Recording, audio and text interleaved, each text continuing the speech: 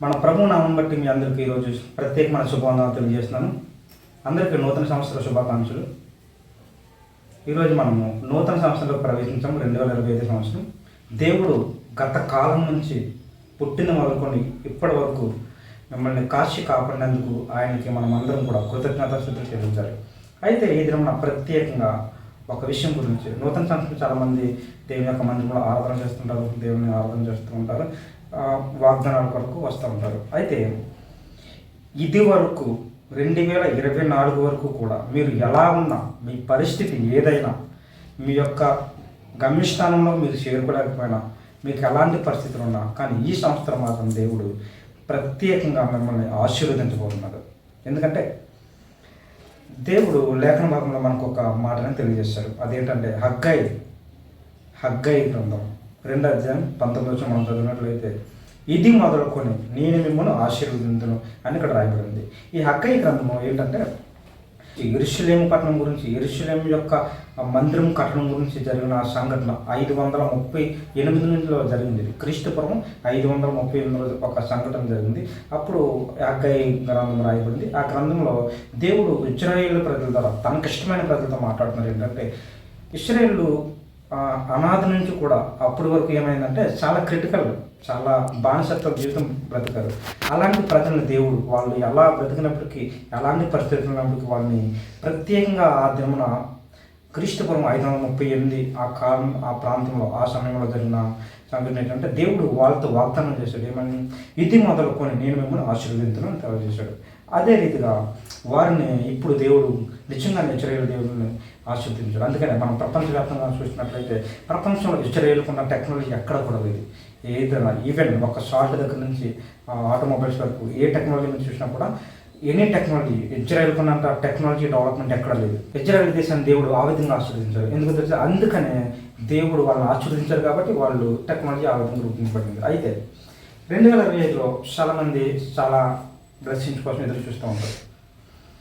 నేను ఇదివరకు నా జీవితం బాగలేదు, కానీ ఇప్పుడు నా జీవితం బాగుండాలని చెప్పి చాలా ఆలోచిస్తుంటారు. కానీ దేవుడు 2025 గురించి చాలా కొన్ని విషయాలు, నేను గత ఒక 2 months నుంచి ప్రార్థన చేస్తున్నాను. 2025లో దేవుడు ఏమైనా చేయబోతున్నాడా, ఎలాంటి కార్యాలు రాబోతున్నా అనే విషయం గురించి ప్రతిరోజు ప్రార్థన చేస్తున్నాను. నిన్న నైట్ కూడా చాలాసేపు ఒక ఆల్మోస్ట్ 3-4 వరకు నేను ప్రేయర్ చేస్తాను. ఆ టైంలో దేవుడు కొన్ని విషయాలు ప్రేరేపించినప్పుడు ఆ విషయాన్ని నేను మీకు ఈ నైట్ ప్రేయర్ గురించి అని కాదు, గత నెల రోజు నుంచి ప్రేయర్ చేస్తున్నప్పుడు దేవుడు కొన్ని విషయాలను అయితే నాకు తెలియపరుస్తున్నాడు. ఆ విషయాలను బట్టి నేను మీకు ఈ దినం మీకు అనేక విషయాలను తెలియజేయాలనుకున్నాను. 2025లో ఏం జరగబోతుంది, అసలు 2025లో మనం మనిషి ఎలా అనుకుంటే మనం ఆలోచనట్లయితే 2025 నుంచి మనం కొన్ని విషయాలు తెలుసుకున్నాం. 2025లో నేను ఖచ్చితంగా చెప్తున్నాను, నాట్ ఓన్లీ క్రిస్టియన్ మాత్రమే కాదు, ప్రపంచవ్యాప్తంగా ఉన్న ప్రతి మనిషికి సంబంధించింది. ప్రతి మనిషికి, ప్రతి మతానికి, ప్రతి ఒక కులానికి, ప్రతి జాతికి సంబంధించిన ఏంటంటే ప్రపంచంలో నెక్స్ట్ 2025 ఇది మొదలుకొని జరగబోయే విషయం ఏంటంటే చాలా క్రిటికల్ కండిషన్ జరగబోతుంది. ఎందుకంటే ప్రపంచం అంతానికి దగ్గరలో ఉంది. ఇది మాత్రం 100% నిజం. ఎవరు నమ్మినా నమ్మకపోయినా నేనైతే దేవుని యొక్క వాక్యాన్ని ఖచ్చితంగా నమ్ముతున్నాను. ప్రపంచం అంతానికి దగ్గరలో ఉంది. ఈ ప్రపంచం అంతానికి దగ్గరలో జరిగే కొన్ని విషయాలు బైబిల్లో మనకి ఏంటంటే 7 సంవత్సరాల ముందు, 3.5 సంవత్సరాల ముందు, లేకపోతే 42 వారాలు, 70 వారాలు అని చెప్పి కొన్ని క్యాలిక్యులేషన్స్ ఉన్నాయి బైబిల్లో. ఆ క్యాలిక్యులేషన్ ప్రకారం మనం ఆలోచించినట్టు కొన్ని అనాలిసిస్ ప్రకారం కొన్ని ప్రిడిక్షన్స్ ఏంటంటే 2025లో ఎలాంటి సంభవాలు జరగబోతున్నాయి అనేది నేను మీకు తెలియజేస్తాను. మొట్టమొదటిసారిగా జరగబోయే సంఘటన ఏంటంటే 2025లో ఇది వరకు క్రైస్తవులు చాలా ఇబ్బందులు పడ్డారు.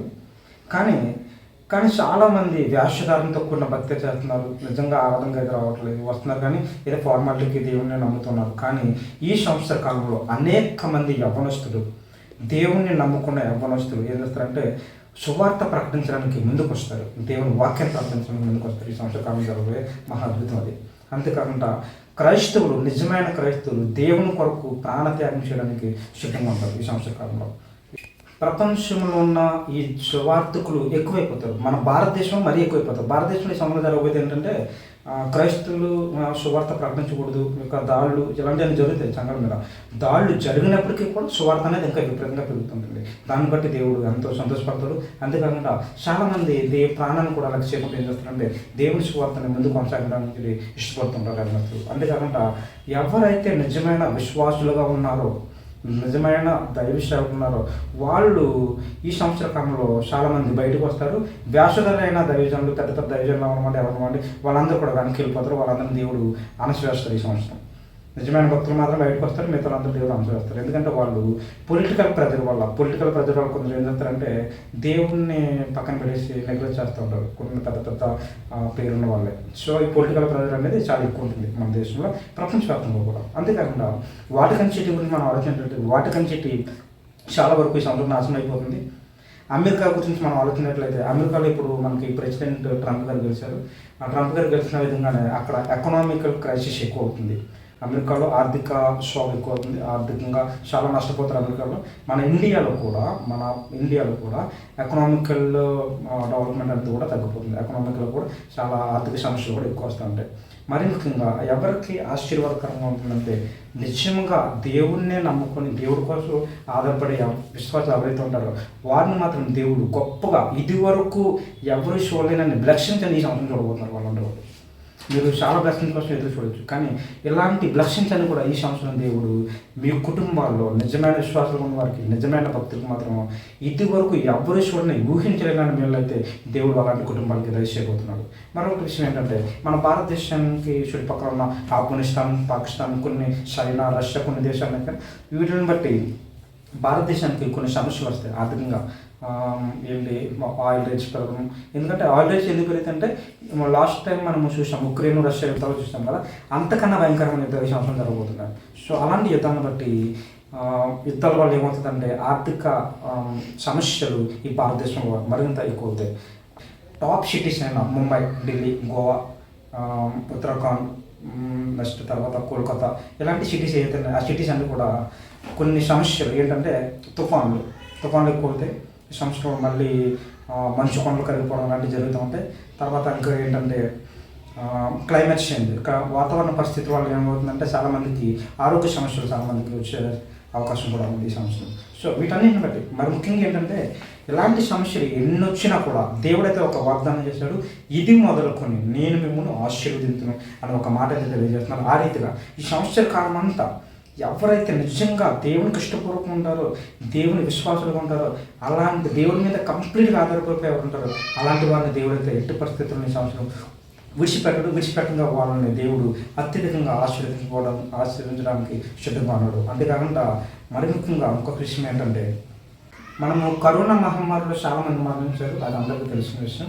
అయితే ఈ సంవత్సరంలో కూడా మళ్ళీ చైనా నుంచే మరొక వైరస్ రావడానికి కూడా సిద్ధంగా ఉంది. ఎందుకంటే బైబిల్ ప్రకటన గ్రంథంలో ఈ మాట ఉన్న ఏదైనా నేను నోటి మాటలు చెప్పేస్తున్నాను కదా, ప్రకటన గ్రంథంలో అసలు ప్రపంచం అంతమవడానికి ముందు కొన్ని తెగుళ్ళు, కొన్ని కరువులను దేవుడు తెప్పిస్తానని చెప్పాడు. ఎందుకంటే ప్రజలందరూ బుద్ధి తెచ్చుకోవాలని, ఆయన దగ్గరికి రావాలని, పాపాల నుంచి విముక్తి పొందాలనే ఉద్దేశంతో దేవుడు కొన్నింటిని ప్రవేశపెట్టడానికి సిద్ధంగా ఉన్నాడు. అది ఈ సంవత్సర కాలంలో కూడా వస్తుంది 2025లో.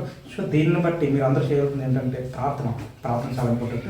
అందరం ఖచ్చితంగా చేయాల్సింది ఏంటంటే ప్రార్థన ఎవరైతే చేస్తారో అలాంటి వారి ప్రార్థన ఈ సంవత్సరంలో దేవుడైతే నిరాకరించుకుంటా వారి ప్రార్థన తప్పక విని ప్రతి ఒక్క ప్రార్థన కూడా దేవుడు వినడానికి సిద్ధంగా ఉన్నాడు. మరి ముఖ్యంగా ఈ సంవత్సరంలో జరగబోయే మరొక గొప్ప సంఘటన ఏంటంటే దేవుడు ఆత్మ ద్వారా అనేక మందితో మాట్లాడడానికి దేవుడు ఇష్టపడుతున్నాడు ఈ సంవత్సరం. సో దీన్ని బట్టి మనందరూ చేయాల్సింది ఏంటంటే ఎక్కువ ఎన్ని సమస్యలు వచ్చినా, ఎన్ని కష్టాలు వస్తాయి, ఇబ్బందులు వస్తాయి, ఎన్ని వచ్చినా కూడా వారన్నీ పక్కన పెట్టేసి గాడ్ విల్ హెల్ప్ మీ అని చెప్పి మీరు అనుకుని, దేవుడు నాకు సహాయం చేస్తారని మీరు అనుకుని దేవుడికి మనం ప్రార్థన చేసినట్లయితే ఇది మొదలుకొని నేను మిమ్మల్ని ఆశీర్వదించును అని హగ్గయి 2:19 దేవుడు చదువుతున్నట్లుగా దేవుడు మీ అందరి కుటుంబాన్ని దీవించడానికి సిద్ధంగా ఉన్నాడు. కాబట్టి మీరందరూ ఈ యొక్క మాటలకు లోబడి రాబోతున్న పరిస్థితులు ఎలా ఉన్నా, కరువులు వచ్చినా, ఇబ్బందులు వచ్చినా వాటన్నింటినీ పక్కన పెట్టేసి మీరు మనంతా చేయాలి పని ఏంటంటే ప్రతి దినము దేవుని సన్నిధిలో మనము లోబడి ఆయన యొక్క వాక్యాన్ని చదివి వాక్య ప్రకారం మనం జీవించినట్లయితే